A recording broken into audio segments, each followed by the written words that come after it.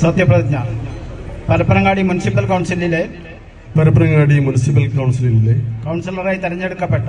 കൗൺസിലറായി തിരഞ്ഞെടുക്കപ്പെട്ട അബ്ദു ആലങ്ങൽ എന്ന ഞാൻ നിയമാനുസരണം നടപ്പാക്കിയ ഇന്ത്യൻ ഭരണഘടനയോട് യഥാർത്ഥമായ വിശ്വാസവും കൂറും പുലർത്തുമെന്നും ഭയാശങ്കയോ മമതയോ വാത്സല്യമോ വിദ്വേഷമോ കൂടാതെ ഞാൻ എന്റെ ഔദ്യോഗിക കർത്തവ്യങ്ങൾ യഥാവിധിയായും വിശ്വസ്തയോടും എന്റെ പരമാവധി കഴിവും അറിവും വിവേചന ശക്തിയും ഉപയോഗിച്ചുകൊണ്ടും നിർവഹിക്കുമെന്ന് സർവശക്തനായ അള്ളാഹുവിന്റെ നാമത്തിൽ സത്യപ്രതിജ്ഞ ചെയ്യും.